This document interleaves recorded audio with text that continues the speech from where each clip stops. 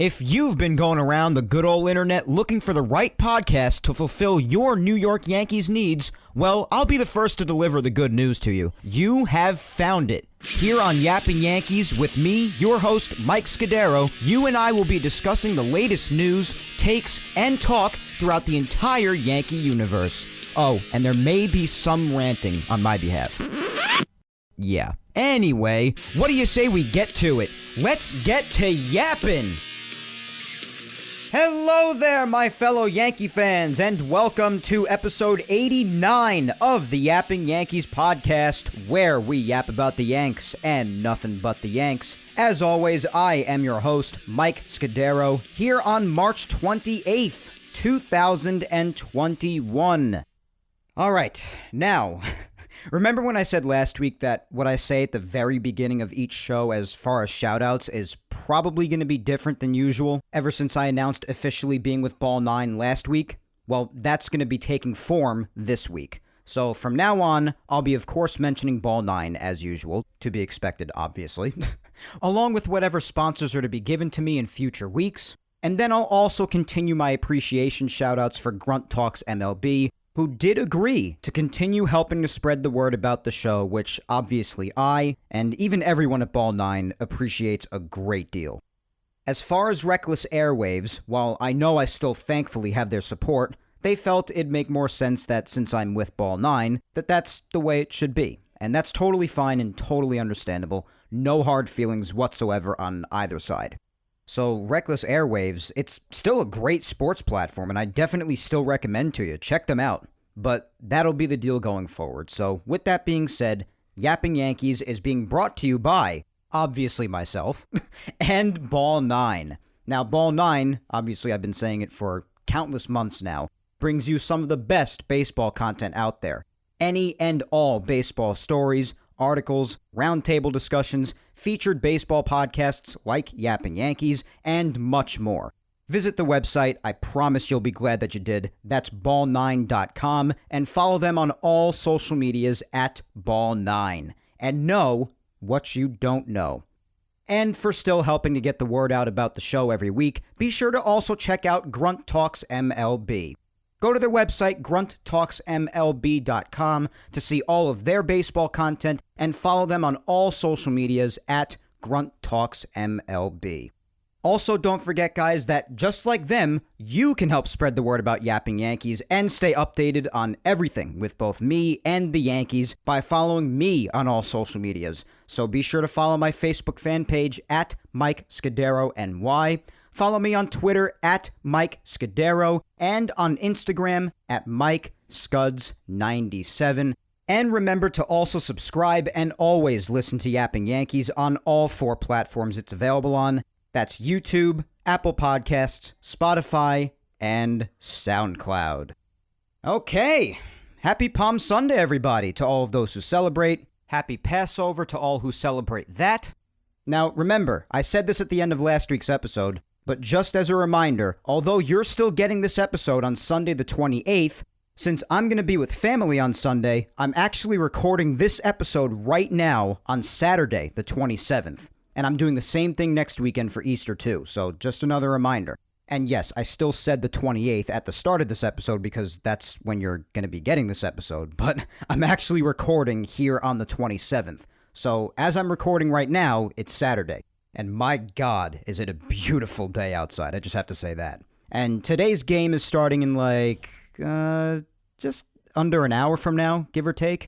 Today's game here on Saturday against the Blue Jays, but in any event, I hope you're having a good day regardless of when you're listening to this when it comes out tomorrow on Sunday, and I hope you had a nice week. My week was pretty solid overall, especially given the fact that opening day is mere days away. 5 days from when I'm recording this, 4 days from when it comes out tomorrow on Sunday, and all I have to say, guys, is that I'm ready for games that count. Remember what I said a week or two ago? I said that spring training is always a blast for me when it first starts, and then also for the first 2 or 3 weeks or so because I'm just so psyched to have baseball back, and then maybe like 3 or 3.5 weeks in, towards the end, I start to say, alright, let's just jump cut to opening day and play the damn games that count. Well, I hit that point a few days ago, and I'm just ready for the regular season.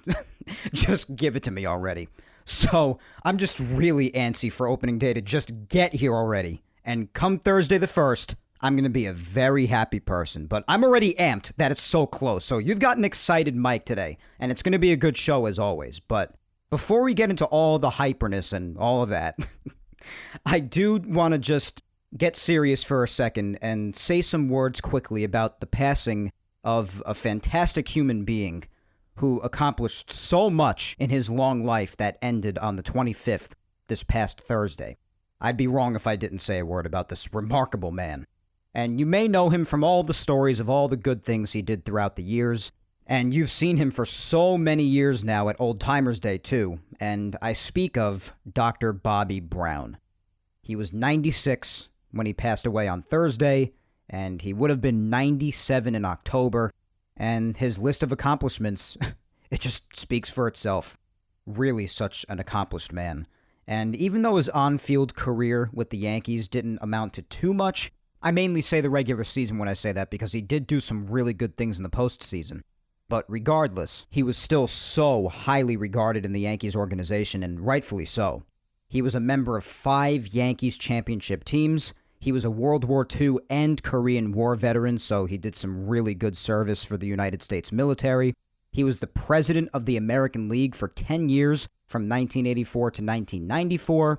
And of course, he was a doctor and practiced medicine for a long time, many years. He was a practicing cardiologist. Everyone always said that as a person, he was a wonderful man. And as I said before, we had been seeing him for a long time, year after year after year, at Yankees Old Timers Day, and rightfully so, he was highly honored every single year that he attended. And he's really a legend when you think about it, given everything that he's accomplished both on and off the field. As I said before, just a remarkable human being. So God bless Dr. Bobby Brown, truly, for the long life he lived and the stunning amount of accomplishments that he was able to achieve in all of those years of life, and may he rest in peace. Okay, now, as for today's show, let me give you my usual tease on what we're going to discuss today, what we're going to talk about. Yeah, Mike, great idea. Use a disgusting, over-the-top New York accent in an attempt to bring the mood back up. But anyway, first up, I've got a really fun social media segment coming up right after this intro. Lots of fun discussion coming up about the upcoming season. Looking really forward to that. Then I'm actually going to do the same thing that I did last week with Yankees news and weekly recap. I'm just going to combine them.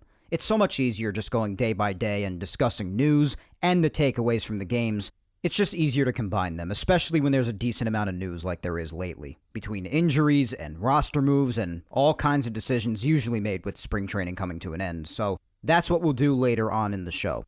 So after the social media segment next, we'll discuss news from this past week, like I said before, with injuries and roster moves being made more or less. With injuries, well, a couple more happened this past week, one of them to an important player. But it would seem we actually got some really good news as of now for that important player, which is definitely a strange but certainly also welcome change of pace injury-wise, considering the baseball gods have had no mercy whatsoever the last few years with the Yankees when it comes to injuries. But hey, you know I'll take any and all good injury news, so we'll get to talking about those later on, along with roster moves being made. Obviously, the team had to do even more roster trimming in preparation for the 26-man when the season starts, and also decide on certain final roster spots. The bench, with guys like Jay Bruce and Tauchman and Dietrich, the 5th spot in the rotation, with Herman and Davey, and all that jazz. We'll talk about all of that really exciting stuff, especially with the bench, since we know Tauchman has no options left, so if he doesn't make it, then he's gone. Bruce's and Dietrich's opt-out date was also a couple of days ago, and if they don't make the roster, then, as we know, they can opt out and they're gone. And the Yanks have to make these decisions by day's end, so I guess they had a 2-day window, give or take, from when their opt-out dates were. And if these decisions are to happen by chance while I'm recording, then for sure, you can bet I'll be mentioning it.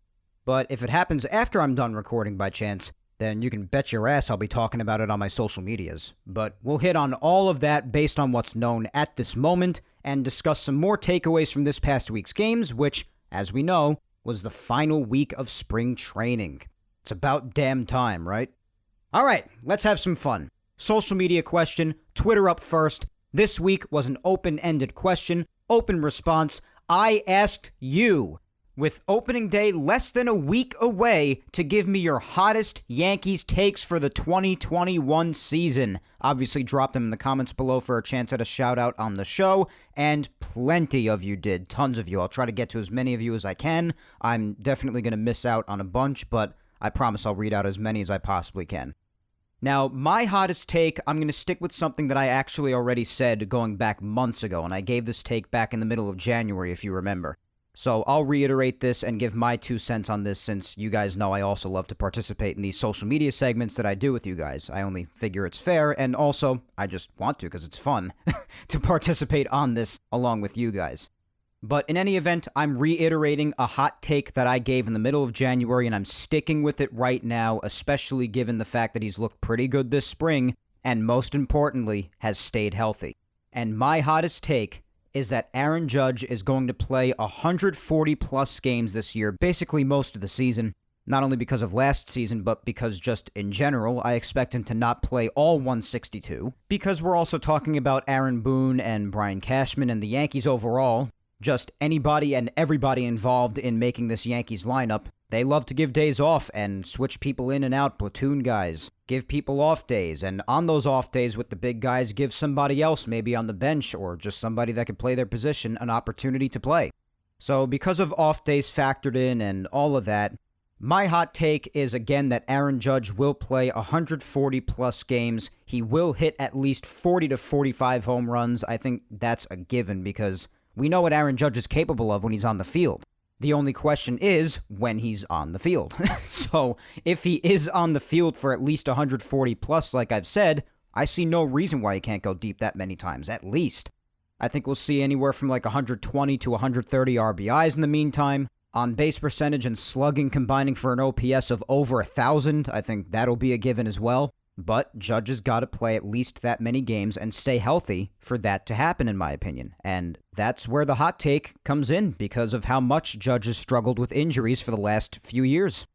So I'm going out on a limb this year, and I'm trusting Aaron Judge to play that many games and provide those kind of numbers, all the while being also the elite right fielder defensively that he always is, and I don't think he gets enough credit for a lot of the time because, and rightfully so, people are talking about what he can do with the bat when he's on the field. And as I said, I totally understand that because watching Aaron Judge hit when he's on the money, it's a treasure. I get that. But also, sometimes that results in people overlooking another aspect of his game that he's really elite with, and that's his defense. I don't want to hear any debate on it. He is an elite right fielder. So that's my hot take pretty much, that Judge is going to stay healthy this year, play at least 140 games, and he's just going to straight up kick ass. That's basically where I'm at. So that's my hot take. Let's go down to the comments here on Twitter and hear some of your hot takes. First up is at Laker477, and they say Judge and Stanton finally stay healthy and both hit 30 to 35 home runs. Cole wins 18 games as the Yankees finish first in the East, en route to World Series championship number 28. Well, you know I love the optimism with that. So I'm on board for this hot take. And you're not only believing in Judge like me, but you're extending it to Stanton. And believe me, I'm here for that, especially after how good Stanton has looked this spring. Stanton really seems like he's more ready to go than any prior season before the start of it. And also partially because of my hot take before, I have to say that if they're both to stay healthy and they play at least like 140 games each, like I said before, I think they hit even more than 30 to 35. Like I said, I think they both hit at least 40 to 45 of them. And Cole winning 18 games would obviously be awesome too, and the World Series championship, obviously I am massively on board about that because that's the whole goal of the journey, right? All right, up next is Laura Eismont, at Laura_Eismont, and Laura says, Gary wins comeback player of the year. Stanton and Judge stay healthy and hit 40 home runs each. Okay, so another thing saying that they think Judge will stay healthy and also extending that to Stanton. I like that. And also saying that Gary wins comeback player of the year. That's a lot. We've spoken about how most of the Yankee fan base, rightfully so, including myself, believes that 2021 could very well be, and quite frankly should be, Gary's last chance. And Gary himself knows how much is riding on this season for him. He's not stupid. But can he have a comeback? And let alone a comeback big enough to win Comeback Player of the Year? That's a big deal. And although, like I've mentioned in the past, that I do have my skepticism about Gary Sanchez, and I still have my worries here and there, I do very much appreciate all the work that he put in throughout the offseason. His work ethic was phenomenal. He arrived at spring training basically before anybody. He was just ready to go right away, and he seems determined to do something like that to win Comeback Player of the Year, but he's got to go out there and do it come the regular season. And I'd be thrilled if that were to happen. That'd be huge. All right, up next is @Callahan_Tia, and she says DJ LeMahieu will be the MVP. All right, you know I love our boy DJ. I'm definitely on board for something like that happening. I love doing this hot takes thing. I think it's really appropriate to do on the last Yapping Yankees episode before opening day rolls in just a few days. Got some bold predictions already. I really like it. Let us continue. Up next is @GFraley72, and they say Brian Cashman will concoct a script that will fail, and when questioned, say it was a suggestion, and that Boone has the final say in-game strategy and could have gone in another direction. The Yanks fail to make the playoffs, and Boone takes the fall. Yeesh. Talk about pessimism. Let me tackle this piece by piece. Concocting a script that'll fail? I mean, listen, the fact of the matter is, nobody can deny that the Yankees haven't won a title since '09, and the formulas they put together year by year since then, since the ultimate goal is to win, they've failed. There's no way of getting around that. There's no optimism that could avoid that fact.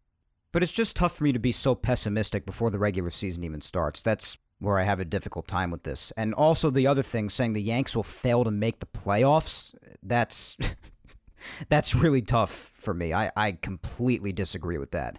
If the Yanks don't do it all this year, which of course I really hope they do, and they really should, especially with winning the pennant, as I've also said in the past, but if they aren't to win it all this year, I definitely do think that if they do get eliminated, it'll be in the playoffs again. I don't think there's any doubt about that. The Yanks are built to at least make the playoffs, and I'm pretty confident that they will at least make the playoffs, so I don't agree with that at all, saying that they won't make the playoffs. But we'll see. Who knows? Up next is @YankeeFrank23, and they say nobody wants to talk about it, but it's about to become a hot topic. The Yankees will really miss Zach Britton when the season starts. Had he not suffered the injury, he could have replaced Chapman as closer. If Chapman stumbles, Britton's status becomes fire. And by fire, I assume you mean really good and important. Well, yeah, I think the Yankees could miss Zach Britton when he's gone. The good thing is that it's happening at this point in the season, as I said when we spoke about Zach's injury. You'd rather something like that happen at this point rather than in the back end of the season, or God forbid, especially even in the postseason. And in the meantime, as I've also said, because of the Yankees' depth, I think they can get by for the time being without Zach. They're going to miss him. It's a big blow to the team. Nobody's arguing that. But I think they'll get by just fine for the time being. And yeah, of course, he's very important, but replacing Chapman as closer? I think Chapman would have to do truly awful for the Yankees to even consider doing something like that. And when I say awful, I mean awful for a long stretch. Not just awful for one night.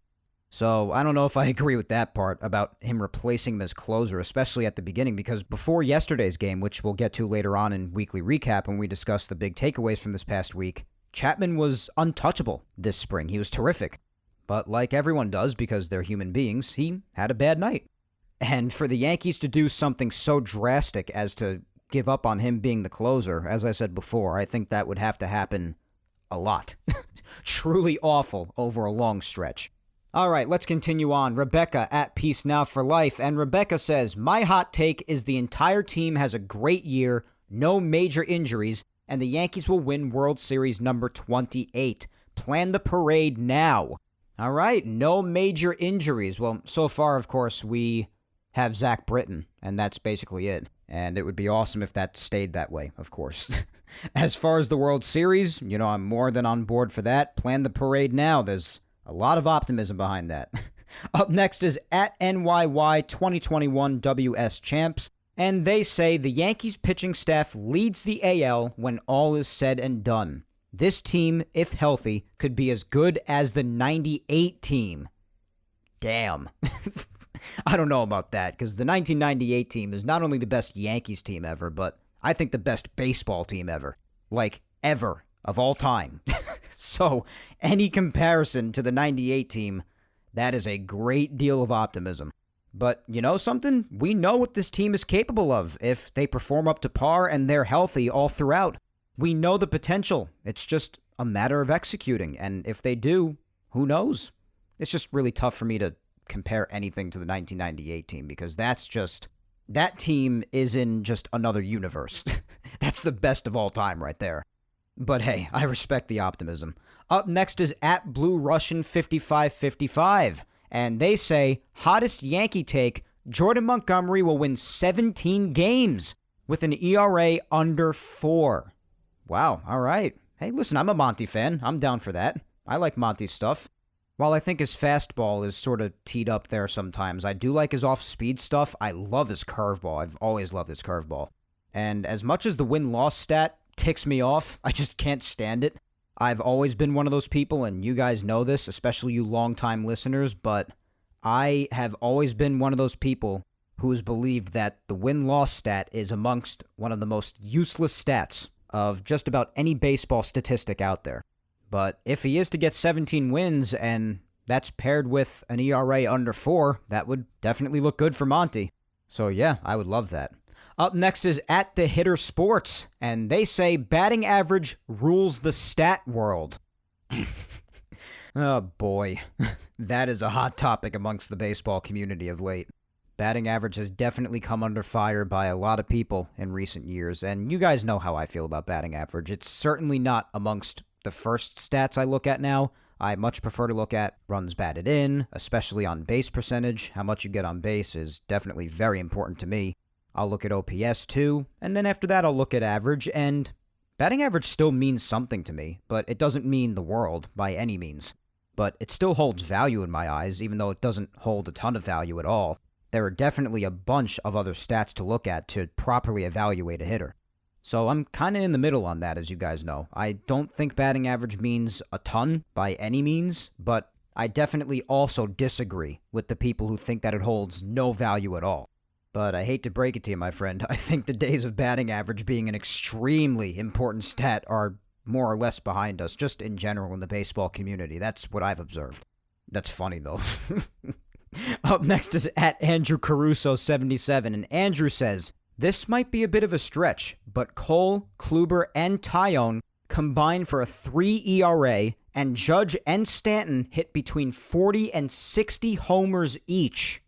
Well, yeah, I think, listen, Kluber and Tyone I think are going to have good seasons. I don't think they're going to have fantastic seasons. I think they're going to be good. They should be solid, especially if they're healthy. That's the main risk. If they stay healthy, we'll see efficient and respectable numbers put out. I'm confident in that. And obviously, as we know, not only because of how little they've pitched in the last year or so, both of them, but they'll also be on an innings limit, as will most pitchers throughout this season because of last season, but especially them because of their injury history the last year or two. But in that time, I would love if they combined for a 3 ERA. I think Garrett Cole could definitely contribute to that, of course. I see nothing but great things for Cole. And Judge and Stanton, as long as they play the 140-plus games, as I mentioned before, I definitely don't think anywhere from 40 to 45 or 50 home runs is out of the question. 60 is pushing it a bit. That might be a bit of a stretch, as you said. But I definitely don't think that 40 to 50 home runs is that much of a stretch. I think they're more than capable of that if they're on the field playing. But 60 home runs, yeah, that's shooting for the stars a bit. Up next is at Brian_TGP, and Brian says, Gleyber Torres has such a great year, offensively and defensively, that the majority of fans dismiss the idea of spending big on someone like Seager. I could see fans wanting a new first baseman, as I'm not a big Voit fan, but spending that much to move around Torres and LeMahieu is silly. I love this hot take. If you guys have heard me at any points throughout the offseason, you guys would know that I have been a huge Gleyber advocate, and I've believed that he could definitely improve defensively and even bounce back from what was a difficult 2020 offensively at plenty of times, especially at the beginning of last season when he was not in the best of shape. He was tough to watch. But I've spoken about it many times. Between someone of Gleyber's age and talent, I've been a big advocate for believing in him and his ability to improve, particularly defensively. So you know what, my friend? I love that optimism about Gleyber Torres. And yeah, that would definitely help dismiss the idea of going after someone like a Trevor Story or a Corey Seager like some people have spoken about. Not that I'm saying those guys aren't better. Both of those guys are great, especially Corey Seager. Nobody is arguing that. Trust me, nobody is debating that. But it would certainly help ease people's nerves about the defense at shortstop. And as far as Voit, yeah, listen, we know what he is defensively, even though he'll definitely go out there and still make his nice plays every now and again. But overall, we know what he is defensively. And offensively, he's fantastic. Love having Luke around for the bat. That's obviously his main attribute. It has been since he got here in the second half of 2018. But I love that hot take. And you may also recall me saying, too, that I don't really want to move around Torres and LeMahieu either, unless you absolutely have to. So I was just a big advocate all winter long for Gleyber, and I hope that takes shape this season. All right, onward. Up next is James Celestin at Black Rebirth 52, and James says, if the Yankees are healthy and play to their abilities, they should be playing in the World Series. The American League is very weak this year. Lots of teams took a step back. This has to be the year we make the World Series. Yeah, definitely, James. And we'll talk about this a little bit more later on when I bring up injuries, but one of the teams I considered to be tough this year was the White Sox. But I think they were dealt an enormous blow with the injury of Jimenez from this past week.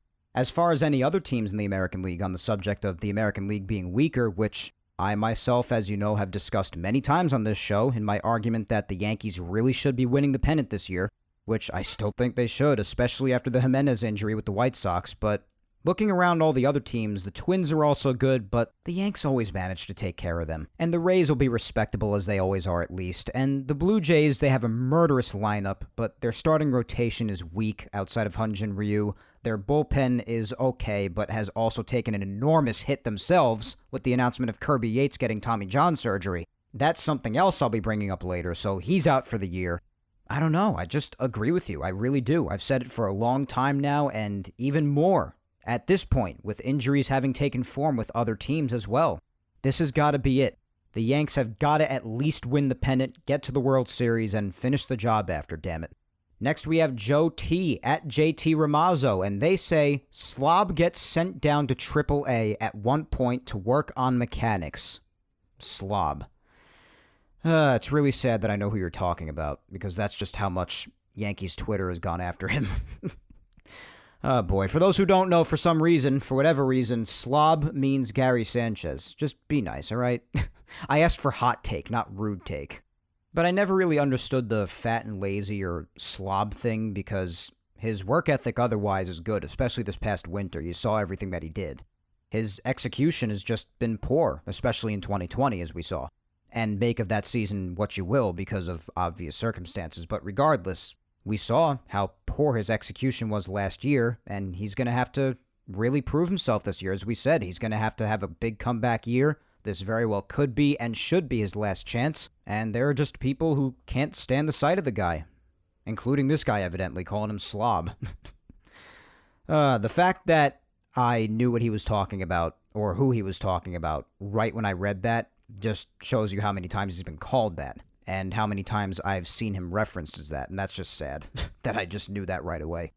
It's okay to be critical of somebody, but slob? Come on, be better than that. Well, any freaking way. Up next is at NYYFanForever96, and they say, Gary Sanchez, 245 batting average, 36 home runs, 98 RBIs. Judge, 148 games played. Stanton, 145 games played. Hey, I'd like that all the way around. I mean, Gary Sanchez, 245 average, I'd take that.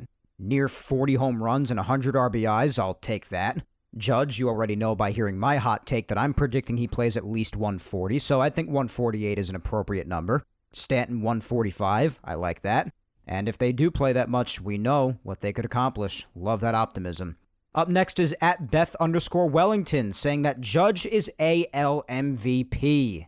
Well, I'd love that too. I know a prior reply said DJ is MVP, and now this one's saying Judge MVP. I would love either one. Whichever one you want, baseball gods. I am fine with either. Alright, let's just hammer out a few more maybe. Up next is at Yank33ZFan, and they say Yanks send 5 All-Stars. Stanton wins MVP. Gary Comeback Player of the Year. Bookmark it. Well, I'm thinking about bookmarking every single reply to this tweet. I want to see how many people are correct come the end of the season. But, wow, sending 5 All-Stars, yeah, that's definitely possible if everybody stays healthy. Stanton winning MVP, all right, so we got a campaign for DJ winning MVP, Judge winning MVP, and now Stanton winning MVP. Either one you want, baseball gods, I'm okay with it. Again, whichever one, whether it be DJ or Judge or Stanton. Got another bold prediction for Gary winning Comeback Player of the Year. That's some good optimism right there. God, I especially hope that comes true about Gary. If he has a solid comeback year, that would mean so much for the Yankees. It really would. And it would mean a lot for his career, too. I think that much goes without saying.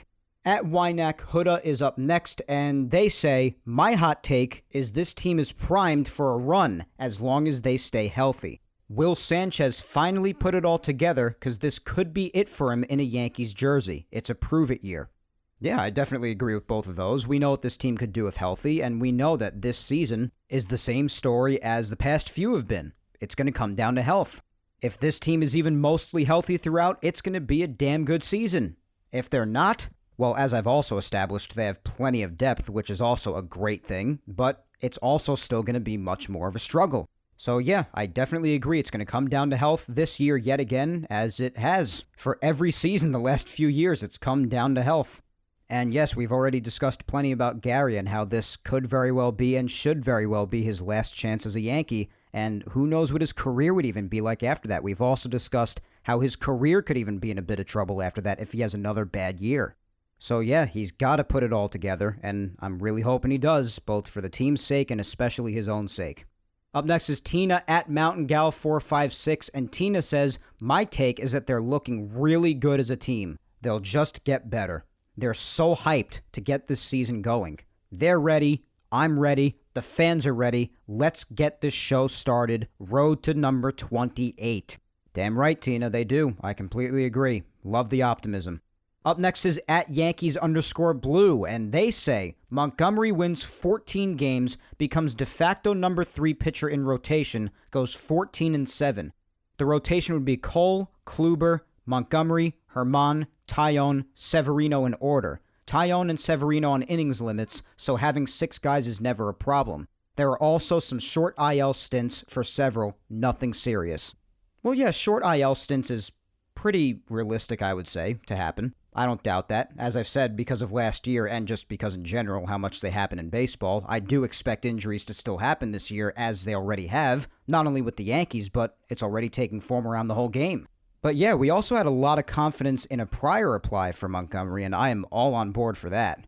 Becoming the 3rd starter, I don't know about that. I'm not quite sure about that. I think it's pretty solid having him as a number 4 for now. And as far as Sevy and Taillon being on innings limits, well, they're not going to be the only ones. Kluber's definitely going to have an innings limit too. And almost everybody's going to have an innings limit, so I don't really agree with only them two having an innings limit. It's definitely going to be tricky for Sevy coming back in just the second half and pitching then. But as I said earlier, a lot of guys, not only on the Yankees, but all over the game, particularly because of last season, are going to have innings limits. That's just going to be the new thing in baseball this year for the most part. And that's why so many teams are carrying like 14 pitchers, and they have a lot of pitching depth as much as they can because they're going to need it. And with the Yankees, I also mentioned this last week, but I think they're going to be going much more with just the spot starts throughout the year, which I feel is what we're going to be seeing Davey do a lot of the time. And that was especially confirmed yesterday in a news report about what they did with him that we will get to later. But I think you're going to be seeing a lot of that. A lot of spot starts from a lot of the depth guys.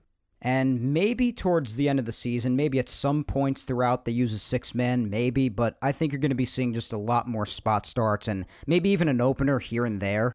But mostly just spot starts and situations where they need people to just eat innings for them.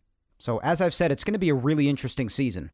But yeah, when Sevy comes back, I don't see him and Taillon being at the bottom of the rotation just because they have innings limits, because again, everybody's going to have an innings limit more or less. And I definitely see Sevy, even if he's not coming back until the second half, being way up there in the rotation because that's just how good he is, even if he is coming back from Tommy John. But it's still Severino, and there's also been so much optimism about how good he's looked this spring when he's thrown. Granted, he hasn't really seen live hitters yet, and he's still just working on his program, but you get what I mean. There's been so much optimism. But yeah, so there was a lot to unpack in your reply, so I did the best I could, but I do want to fit in a couple of more. Up next is at STM8569, and they say repeat 1998 season, total domination. Well, we got one like that in a few replies earlier. Someone making a 98 Yankees comparison, and I'll just say again, that's really tough for me to do because of the kind of team that was. The 98 Yankees, again, were the best baseball team in history, in my opinion. So that's tough for me, but obviously the potential's always there, especially with a team like this if everybody's healthy, so I don't want to say no completely, but I definitely think that's a risky take. Anything comparing to the 98 team is very risky.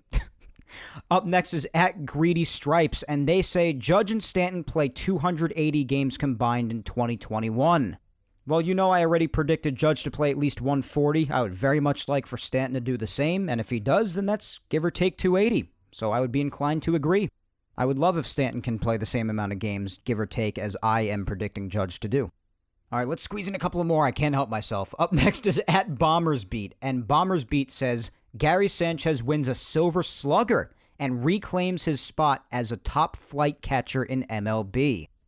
Well, more continued Gary optimism. We've heard comeback player of the year, comeback player, all of this, and now we're even adding in a Silver Slugger. We got some Gary optimism in these replies, all right? I'm here for it. Listen, I'm rooting for that to happen for the sake of the team and for his sake too. All right, lastly is at Chris9244, and he says, Judge wins MVP, Sanchez rebounds to 2017 form, Tyone and Kluber both win 15 games, and Cole wins the Cy Young. The Yankees ride Stanton and Judge's combined 110 home runs all the way to a float down the Canyon of Heroes. Wow. That's a lot to unpack. So another campaign for Judge winning MVP. I'm here for that. Sanchez rebounding to 2017 form. Now, I'd rather just a rebound period for Gary. To 2017 form would be incredible. We obviously remember, or at least I hope we do, I hope you do, how great it was to watch Gary in 2017. Both in the second half of 2016 when he was called up, and then all throughout 2017, how fantastic it was to watch him play. So I'm just looking for any sort of comeback, but a 2017 comeback would be that much better. Tyone and Kluber both winning 15 games. That would be good. That would definitely be good. And Cole winning the Cy Young, I would obviously love the hell out of that.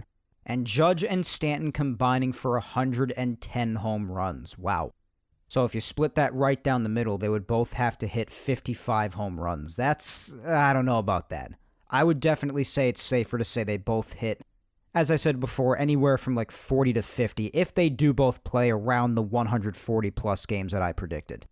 So maybe like 90-ish home runs between the both of them, maybe 100, anywhere from 90 to 100. Just taking shots in the dark at this point, but 110 would be incredible. That would be incredible. So for this extreme amount of optimism and for all the other optimistic replies, I say from all of your lips to God's ears. So with that being said, thank you all for all of your Twitter replies and all your hot takes. I loved hearing all of these. Obviously, in my opinion, some are more likely to happen than others, but even hearing the ones that I don't think could happen that much, I still love hearing it. Just the exchange of ideas. I love it. You guys know I love that. So before we move on to news and recap combined in the recap segment going day by day and discussing all the major takeaways from this past week's games as well, let's hear a couple of hot takes from Instagram. As always, we got some input from my amazing girlfriend Victoria and also my mom. So let's hear Vic's hot take. Vic Salimo says, Judge is about to slay everybody and stay healthy until the end. I love it. You know, I agree with that. Both Judge and Stanton have looked really good health-wise this spring and even production-wise at the plate, and I just love the optimism behind their health.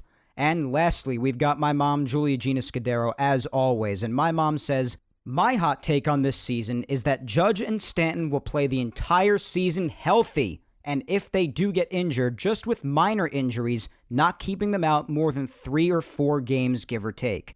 Let's hope I'm right. Yeah, let's hope you are right, Mom. I would love that. And yeah, even if they do just maybe tweak something like very small where they just need to sit out for a couple of days, You know, that happens to some guys sometimes too, so if that's to happen to Judge and Stanton, then fine. They just sit out for a couple of days, and nothing bad beyond something like that, and they could easily still fit in like 140-ish games like I've said, if that's to happen. But I love it. Just continued optimism on the health of Judge and Stanton, and it would be appropriate because, as I said before, both health-wise and at the plate and everything, they've both looked really solid. But that is all for this week's social media segment, guys. I really had just as much fun as I thought I was going to have, just giving hot takes on this final episode before the arrival of opening day on Thursday. And as always, even if I didn't get to you, you know that I appreciate you replying so much. Just keep on replying on future episodes on social media, on Twitter and Instagram. I promise I'll get to you eventually. You hear how many replies I fit in. I'm bound to get to you eventually at some point. So just keep trying. But regardless of where you interacted from this week, whether it be Twitter or Instagram, I thank you so much, as always, for interacting. It means more than you know to me. You know that. And if you want to see some replies on Twitter for yourself at least, obviously you can't see them from Instagram because I receive them in my DMs and you do not have access to that. So if you want to see some from Twitter, then just go on over to my Twitter page, as always, at Mike Scudero. Just scroll down and look for the social media interaction tweet. And just look at the comments. They're all under there. And you'll be able to see them all, whether I got to them or not. But once more, thank you all so much for all of your interacting this week and giving me your hot takes for 2021. But let us get to the final part of the show, which is the weekly recap and Yankees news combined. So just like last week, we'll go through each day, basically day by day since we last spoke last Sunday. And with each day, I'll give you any significant Yankees news that came out that day, along with the major takeaways from the game that day. So just combining Yankees news and weekly recap pretty much. Much easier, much more efficient. Makes more sense when there's quite a bit of Yankees news to discuss like there is lately with the end of spring training coming up. And there is quite a bit, from the major takeaways to some more injury news to some more roster news that we're waiting on. As I said earlier on in the show, they have to make a decision on Bruce and Dietrich and Tauchman before the day ends, so I assume we'll be getting word on that very shortly, as the game is not far away from starting at all right now for today. And besides looking at replies for the social media segment for today's episode, I haven't really checked any sort of news or anything on my phone for a little bit now, so for all I know, something could have come out already. But I'll check that in a little bit after we go through some stuff that's already happened from this past week, and we'll see if anything happens before I end this recording, and we'll talk about it if anything does as far as roster moves or what have you. But let's jump back to last Sunday and then work our way up to now. So last Sunday, where we left off at the end of last week's episode, I think it was 4-0 Yankees just after Dietrich drove in that fourth run on an RBI single in the first, and then Thairo Estrada hit a 3-run shot in the third. Then Tyler Wade, RBI single. I know. You need me to pinch you? Pitching-wise, Cole started the game. He looked really good. 5 innings of 1-run ball. Only gave up a solo shot in the 5th. He struck out 8. So really good stuff from Garrett against the team that he will be taking on at the stadium on opening day Thursday. Then after Cole was done, Wojciechowski came in after and pitched an inning and a third, shutout, striking out 3, but he was taken out in the middle of that 6th inning when it looked like he was experiencing some discomfort, and it was announced after that he apparently injured his lat. So this was one of the couple of injuries I was talking about earlier, and that injury bug, it keeps biting, especially with the minor leaguers or the depth guys like this. But again, he's another example of someone who I really didn't see having a role with the team at all, barring absolute catastrophe injury-wise, of course, but even he's joined the group of injury victims now, so not a blow to the team really, but of course I don't want to see anyone get injured, so I hope he recovers as soon as possible. But after him, Lucas Litke gave up his first runs of his great spring, 2 runs in an inning and a third. Addison Russ came in to get the last out of Litke's inning, and then Goody pitched a shutout 9th, and the Yanks won 8-3 against the Jays last Sunday. Moving on to Monday, the Yanks played the Phillies, and it was not a fun day for the Yankee bats. The offense was deader than dead. No runs scored, only 2 hits, and they both came off the bat of Stanton. So Stanton continued his good spring. Pitching-wise, Taillon started the game, 2 2/3 innings. He just allowed a run, struck out 5, and He ran into some bad luck in the third inning with some hits, and he didn't make it through the inning, but he's looked great this spring, so one tough inning ain't never hurt anybody, right? Especially in an exhibition game. So that was the deal with Tyone. Green would come in and get that last out, finish that inning, and then pitch the next inning and gave up one run, even though that run scored after a Gio throwing error, and then a double that only happened because Clint lost the ball in the lights. So it's unfortunate that that run was actually earned towards Chad Green, but whatever. The rest of the Big Pen guys followed. Chapman pitched a scoreless fifth, O'Day a scoreless sixth, then Justin Wilson came in, and between the Yankee bats being dead and this next part with Justin Wilson, both with him not doing well and the result of it afterwards as well, I'd say we got ourselves a good old triple whammy here. So the first bad thing, of course, the Yankee bats being dead, and then the second thing was that he didn't do too well. Again, Justin Wilson meaning. He gave up a 2-run shot to our boy Didi, and then after that, after throwing a pitch, this is where the next bad part comes in, he motioned for Boone and the trainers to come out, and he came out of the game. He described it at first as feeling shoulder tightness, he got an MRI, and here's actually the good part, here's where it gets good. So after the MRI, this is where that third part of the triple whammy with the injury actually resulted in something good, for once. So the MRI, for once, actually gave the Yanks some really good news. Basically the best possible news outside of there being nothing wrong at all. And that good news is that, as of now at least, it's nothing that requires an IL stint or surgery or anything of the like. It's basically day to day. He was just given anti-inflammatory medication, and he's continued to receive treatment, and he was said to be able to begin a throwing program in just a few days from getting these results, which it's been a few days at this point, and it would seem like the team is a team of their word because Justin Wilson has apparently began throwing today. And since they are sort of running up on opening day here, there is no official word if there will or won't be an IL stint. It's starting to look like there won't be. He was apparently throwing at around 75% today, felt really good, and it might have just been an issue with not being able to warm up well that night, and that's apparently what he said. He just felt like he couldn't really warm up and that his shoulder was tight that night. So he's already started throwing. The MRI revealed nothing that's worth taking action for, like surgery or an IL stint as for now, and this is a big, big relief. For a few days, it was really nerve-wracking listening to this, especially for me because I've been touting up Justin Wilson since he was signed. I've thought since the moment he was signed that he was going to be a really important part to the middle of this bullpen to help bridge the gap between the starter and the back end of the pen to guys like Chad and Chapman and even Zach Britton before it was announced that Britton was hurt. So honestly, I am really, really relieved that, at least as of now, Justin Wilson's shoulder tightness really doesn't seem it's going to turn into anything. The guy's already throwing, and I don't know if he's going to be immediately back for opening day right away, but if not, then I imagine maybe he'll miss a few days at the most, which is nothing. So again, because of how excited I've been about Wilson, and of course after the Zach Britton news, the bullpen had already taken a big hit with that, when we were waiting for Wilson's MRI results, I was really sweating. I was so nervous, but it was really a big relief to hear that this is basically, it seems like a nothing burger. So as for now, Wilson seems totally fine, and it's just a matter of time until we see him on the mound again. And let's hope he can stay on this path.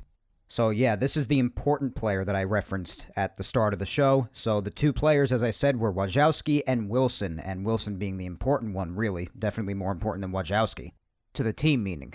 And like I referenced before on the subject of injuries, as expected after a season like last year, injuries are really grabbing hold elsewhere too, not just with the Yankees, and honestly, in much worse fashion. Other teams aren't so lucky at all to get the good news like that of Wilson's, and they're getting injuries to their main stars, like the Padres with Tatis Jr., especially after he just signed his 14-year contract. The Blue Jays with Kirby Yates, who they just acquired to be a huge boost to their bullpen as their closer, and he's getting Tommy John, he's done for the year. And someone else who I mentioned earlier, Eloy Jimenez of the White Sox, massive blow. He ruptured his pec, and he's going to be out for 5 to 6 months. The list goes on. So, even though the Yanks have obviously had enormous trouble with injuries the last few years, don't think it's just them going through it. Do not be mistaken. This is a thing all around baseball. And again, so far, the only injury of concern the Yanks have sustained at this point is Britton. And as I've said time and again, I'd rather it happen at this point in the season than late in the year to someone like Britton, or even in the playoffs. and I think they can get by for the time being. And let's obviously hope it stops here, and that the rest of the depth guys or minor league guys who have gotten hurt lately recover quickly. But my point is, this is a thing all around baseball, guys, and expect it to continue, unfortunately, especially after a season like last year. It's bound to be bad again. But in any event, with Monday's game, the Phillies went on to win that 4-0. And I'm actually just looking over at my TV now, and I see the game today is just starting. And I think I actually also saw somewhere that today's game is going to be 8 innings. So, whatever, who cares? There's only 2 spring training games left after today anyway. And I also am checking Twitter now, and there's quite a bit of news that's poured in the last 15 minutes or so. I guess while I was doing the social media segment. Wow. Lots going on. I'll get to it later once we're caught up to today, but speaking of injury news like that of Wojciechowski and Wilson, like I just got done talking about, there's more now. So I guess I spoke too soon. Oh my God. I just can't win. And the roster decisions, by the way, from what I'm reading, have also been officially made. All right, good. So I can mention that on this episode. I like that. And part of these decisions is definitely partially because of this new injury news. So, yeah, I'm actually just reading all of this just now on Twitter. Wow, this is a lot to take in. All right, let's catch up to today, and then we'll talk about today's crap. Tuesday's game. That ended in a tie against the Tigers, again, actually. That's actually already happened earlier on in spring training, but Kluber started the game, and although he got into a little bit of trouble at times, which also drove his pitch count up, I gotta tell you, all bias aside about my boy Kluber, I still liked how he looked. And some people were expressing concern about velocity and him getting into a little trouble. Guys, when has Kluber ever been a hard thrower? He's always been one to have a great sinker and a hard slider, both of which to me, especially in spring training, have looked fine. He's never been a hard thrower, so I don't know what people are thinking about. Are you getting Kluber confused with somebody else? Because Kluber's always been a hard sinker baller and someone known to have a really good breaking ball. His slider is elite. But he's never been a hard thrower. But anyway, he pitched 3 2/3. He allowed a run, but it wasn't earned because of a passed ball. He walked 3 guys, part of his pitch count being worked, and struck out 4. So, not a great start, but not bad by any stretch either, if you ask me. And again, I don't only say that because I'm the leader of his fan club. It's my genuine opinion. So, no earned runs, and he now has a 1.86 ERA this spring. 1.86. And I know, no one has said it more, it's spring training, but it's worth at least looking at. Nick Nelson came in afterwards who, as I said on last week's episode, he definitely has a chance to be a guy who steps up for that Yankee bullpen this year in times of need and otherwise. He pitched 2 1/3, giving up a run and striking out 3. His stuff still looked terrific. Luis Garcia pitched a scoreless 7th after that, and then Nick Goody pitched an inning and allowed a game-tying 3-run shot. And I even tweeted this was an original, a little play on words, but Nick Goody was Nick Batty that day. God, I'm dumb. Anyway, Brooks Kriske pitched a shutout 9th inning, and offensively, Mike Tauchman led off the game with a solo shot. He would also score on a wild pitch later. Then Yankee legend Greg Allen, he hit a sac fly, and then a solo shot later on in the game. And Chris Giddens after that hit another shot. He's strong, man. Solo homer, and again, the game ended in a 5-5 tie. I hate tie games. Wednesday, some more roster moves. The Yanks announced that Wojciechowski, after getting hurt, alongside Kyle Bearclaw, Socrates Brito, and Ryan Lamar were assigned to the alternate site. So more roster situating took place, and those guys will be at the alternate site along with the others there for when and if the Yankees need them. As far as the game, well, what is there to say other than that the Yankees looked like they wanted spring training to just be over, like the rest of us at this point, if I'm being honest. Davy Garcia started the game, and he just didn't have it. 3 innings, 7 hits, 4 runs, all earned. He walked a couple of guys. Again, he just didn't have it. You may recall me saying, even before this start, that despite how great of a spring Davy had had himself, too, that Herman would be getting that 5th spot. I've been saying that for some time now. And this start by Davy pretty much confirmed that even more in my mind. And as you're going to hear later, that eventually became a reality. So I was right yet again. And you guys know that I still love Davey. I love the kid. One rough spring start sure as hell isn't going to undo that. And I would certainly hope it doesn't for any of you either. Because the kid is still so young, and he's such a stud, with enormous potential that we got plenty of insight on last season that I'm confident we'll see again throughout the year when the Yanks need innings from others, which will happen. Trust me.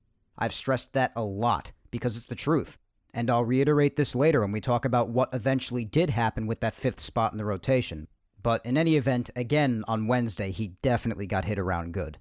Sessa pitched 2 innings after him and allowed another run himself, not much of a surprise there. And then after that, everyone else on the mound did a nice job. Lucas Litke pitched an inning and 2/3 shutout. Russ got the last out of Litke's second inning of work.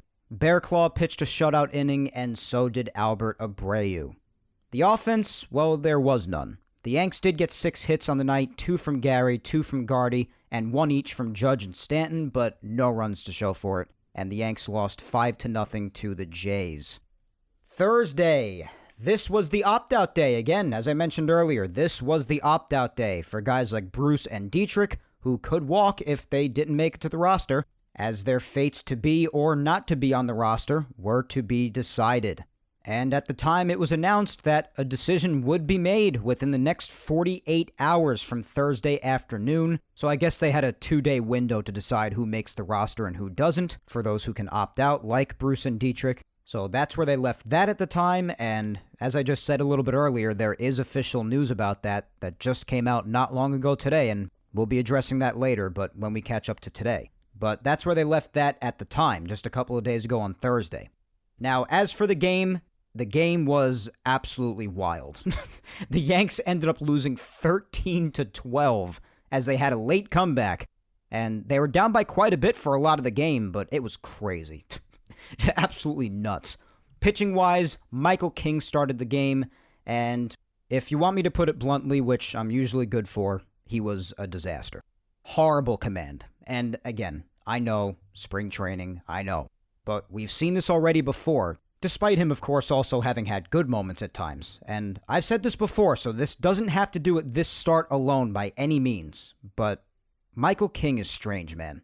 His stuff moves well, but he just hasn't figured it out yet command-wise. Just hasn't put it together. I'm not really a fan of his as of right now. I'm not saying he can't improve, I'm not saying that at all. But right now, and after what I've seen so far out of him in his young career, I'm not a fan. He really got shelled in this game. Again, his command was just so off. 2 1/3 innings, 7 runs on 5 hits. He walked a couple of guys. He hit a couple of guys with pitches. As I said, horrible, atrocious command.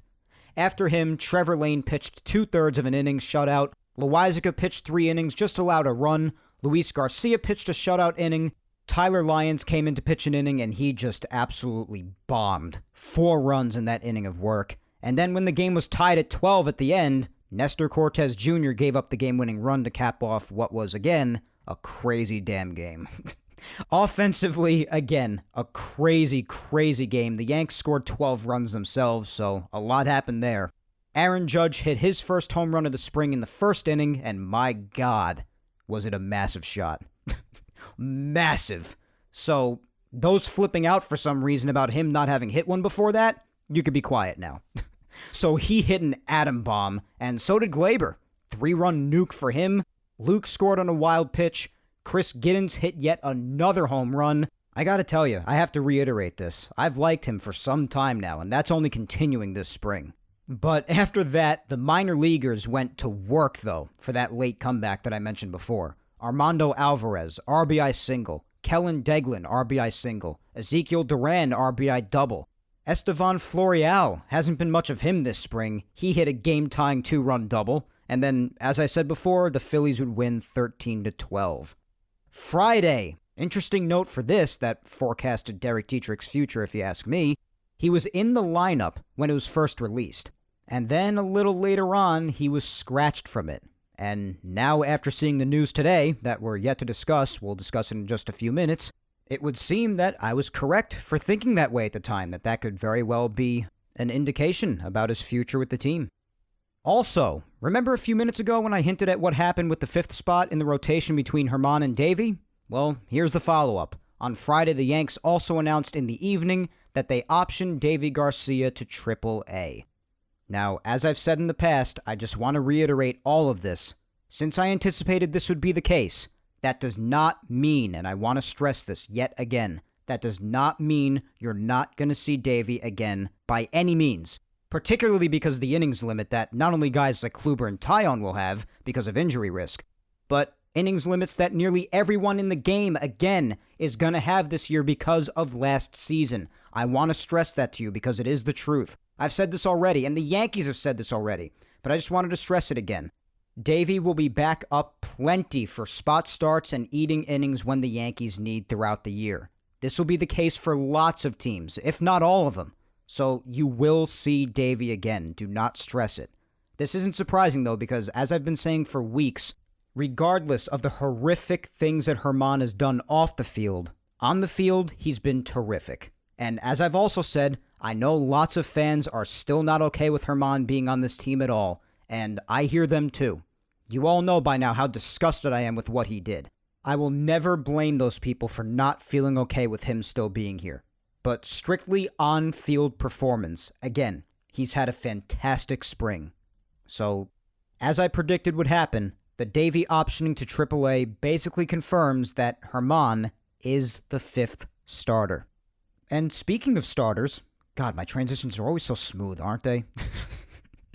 Oh boy. But speaking of starters, Cole started the game, and he looks like he's ready for opening day, man. I'll tell you that much. He himself even said as much. But 5 2/3 shutout, 5 strikeouts. He looked really good. Darren O'Day got the last out of that inning for him. Chapman came in afterwards, and for the first time this spring, he was really wild. He just didn't have it. And he was showered with booze afterwards in a spring training game. Imagine wasting energy as a fan over a game that doesn't count. But anyway, he gave up 3 runs, 2 and a couple of wild pitches. Again, he just was really off. Very, very wild. Goody came in afterwards to finish the inning. Chad Green pitched a scoreless inning after that. And then Krisky pitched the 9th and allowed a run. The offense only scored 1 run on an RBI groundout by Rob Brantley. And the Orioles won 4-1. Now, today's game is in the first inning. Chacin is the starter. He pitched a scoreless first. The Yankees are up at bat right now. And I did mention that a lot of news came in before having to do with a new injury update, and also that was immediately followed by roster news. But the injury update is that Luke Voit is getting surgery to repair a partially torn meniscus in his knee. And it looks like that inflammation in that left knee that I've mentioned he's been dealing with for a little while now was more than just knee stuff to play through, as we were all saying. This team is cursed, I swear. I laugh because what else can you do at this point with the subject of injuries? Seriously. Apparently, there's just 3 weeks without baseball activity. Only 3 weeks. So probably looking at 4 to 6 weeks total from what I'm reading right now. So Memorial Day, maybe a little earlier, mid-May. Boone said considerably earlier than June, whatever the hell that means. But if I had to guess, I'd say like mid-May. And this obviously sucks. That goes without saying, but this could definitely be worse. It's only 4 to 6 weeks, give or take. That's really all the time that a partially torn meniscus should take. And just like the Zach Britton thing, it's best to just get this done now, especially in this case with Luke. We know that he was dealing with some knee problems prior, but it's just best to get this done now. I saw a quote about this before from the Yankees saying that if this happened later down the road, like a bit later in the season, they may have just given him like a cortisone shot and just worked with him on the fly just to get the inflammation down and just work with it just along the way. But as of right now, we're still at the end of March, at the tail end of spring training, and if they can knock this out with surgery right now and get him back by mid-May, then that's good. So despite how irritating it is to hear about another injury to another big guy, boy, I spoke too soon about saying that Zach Britton was the only big guy so far. But it's best to knock this out now, and it would be really good if he were back by mid-May, which I have to say that would probably be my guess. And I'm going based off the information that I'm seeing here so far. And even if it is to take a couple more weeks beyond that for whatever reason, then you're still looking at around Memorial Day. But you know what this news also does, as I also preluded to before? This solves the roster problem for Bruce and now allows for him and Tauchman to make the team. And throughout this past week, especially because of the hot start that Bruce had, but since that hot start he had cooled off, there was actually a lot of discussion going on throughout the week of people saying that they would rather see Tauchman make it now, even though they already have Brett Gardner as a backup outfielder, but they would actually rather see Tauchman make it over Bruce if it came down to that one last roster spot. Not everybody felt that way, but there was a lot of talk about that. But now this Luke Voit injury opens up another spot.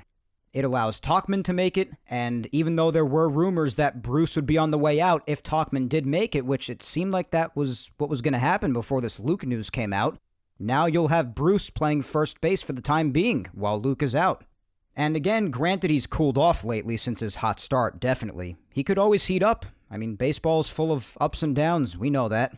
But they've got that lefty raw power bat now. So that's the news on Voit as of right now, with the news about Bruce and Tauchman going hand in hand with that, so they now have roster spots, which would make it seem that Derek Dietrich is gone, released, and he's probably going to find another team that is in need of his versatile depth abilities. And again, as I said last week, I know he didn't have a spring that really turned anybody's heads, Derek Dietrich meaning, but I really thought he would have been a solid depth piece, man. I'm not happy about seeing him go. But as for Jay Bruce, I mean, nobody wants to see Luke Voit go down, but for him personally, this Voit news clears up the spot for him. Gives him a clear avenue to be the first baseman until Luke returns. So good for him.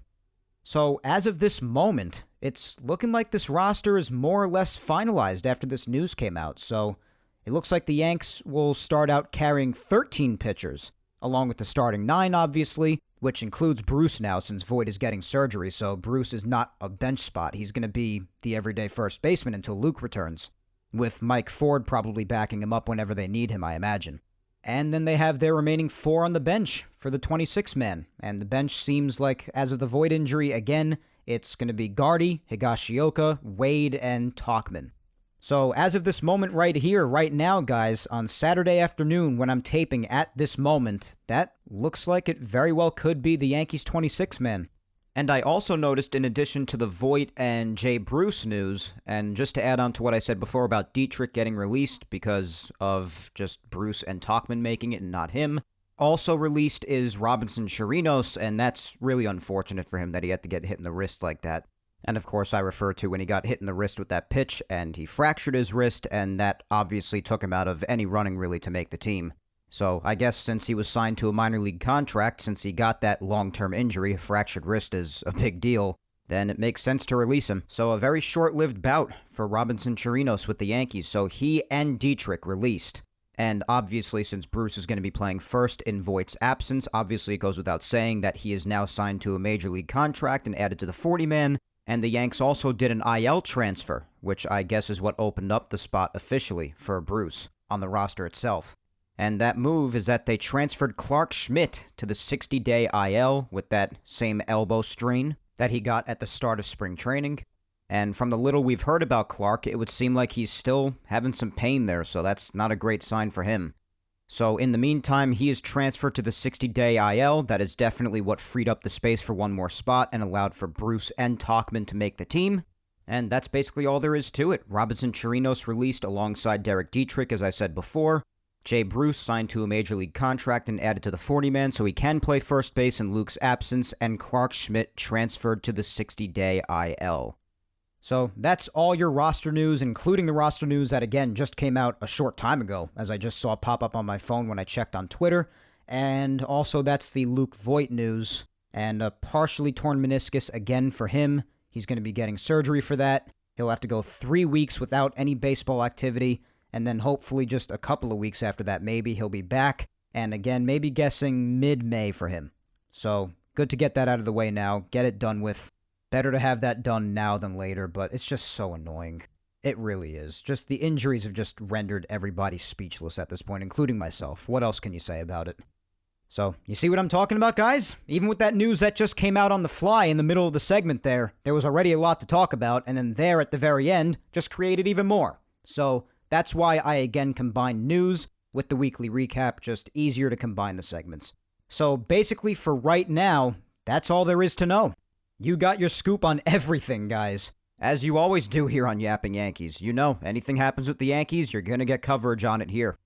Now, really quick before I wrap this episode up, obviously I'm going to tell you what we got for the upcoming week as far as games are concerned. Now, I know you're getting this episode tomorrow on the 28th, but I'll still mention the game. Obviously, the Yankees will be taking on the Phillies at 1:05 p.m. Eastern, the first of the final 2 spring training games remaining. Corey Kluber is taking on Zach Wheeler, and this will definitely be Kluber's last spring start because this is the second to last spring training game. So, Kluber's had a pretty good spring, and we'll see if he could finish on a strong note. And then on Monday, you have our final spring training game. The Yankees will be taking on the Tigers once more at 1:05 p.m. Eastern. Herman will be getting that start. That'll be his final spring start. Then Tuesday and Wednesday, the Yankees are off, obviously in preparation for opening day, which will be on Thursday the 1st, of course, opening day in Yankee Stadium in the Bronx. The first game of the return of our beloved 162-game schedule. The Yankees will be facing the Blue Jays, as we've been saying. Blue Jays ace Hyun-Jin Ryu against Yankee ace Garrett Cole. It feels surreal that opening day is only days away, guys, and also that we're about to have a 162-game season. And after last season, that doesn't even feel real. But again, Cole will obviously be taking the mound that day, and he'll be on 6 days rest after his last spring training start on Friday. And opening day's game is at 1:05 p.m. Eastern. Friday there's an off day, and that's pretty typical for the opening weekend usually. Every season they have the first game, and then the next day on Friday is usually a day off. And we'll see if that causes the Yankees to do anything funny with the rotation, really, because honestly, they've done that in past years. They've just messed around with the order a little bit for the first week or two because of that off day at the very beginning of the season. This would not be the first time they've done that, and given what happened last season, and as a result, some of the changes you're going to be seeing this season, who knows, they could be willing to do anything. And then next Saturday, which is when I'll be recording next again because Easter's next Sunday, just a little reminder there yet again for you, but you will be getting next weekend's episode on Sunday, just like you're getting this episode on Sunday, even though I'm recording it here on today, Saturday. But next Saturday when I tape again, obviously it'll be the second game of the 3-game weekend set on opening weekend between the Yankees and the Blue Jays. That game will be at 1:05 p.m. Eastern as well. And then on Sunday when you hear from me next, that'll be when you get next week's episode on Easter, it'll be the final game of the 3-game set between the Yanks and the Jays, also at 1:05 p.m. Eastern. And with that being said, as for now, that is all for episode 89 of Yapping Yankees today. So let's give one last shout out to Ball9, of course, and Grunt Talks MLB. Ball9 truly brings you some of the best baseball content out there, guys. Any and all baseball stories, articles, roundtable discussions, featured baseball podcasts like Yapping Yankees, and so much more. Visit the website, ball9.com, and follow Ball9 across all social medias at Ball9, and know what you don't know. And also be sure to check out Grunt Talks MLB, guys. Go to their website, grunttalksmlb.com, to see all of their baseball content, and follow them on all social medias at Grunt Talks MLB. And of course, also be sure to follow me on all socials, guys. Keep up with everything having to do with me, the Yankees, and Yapping Yankees announcements, content, and Twitter and Instagram social media segments every Saturday. Follow my Facebook fan page at Mike Scudero NY. Follow me on Twitter at Mike Scudero and on Instagram at Mike Scuds97. And don't forget to also subscribe to the Yapping Yankees YouTube channel, and also subscribe and always listen to Yapping Yankees on SoundCloud, Apple Podcasts, and Spotify. And why not listen to the past Yapping Yankees episodes that you've missed while you're at it, guys? Episodes 34 up to episode 89 today are available on YouTube, and all Yapping Yankees episodes, including today's, are available on SoundCloud, Apple Podcasts, and Spotify.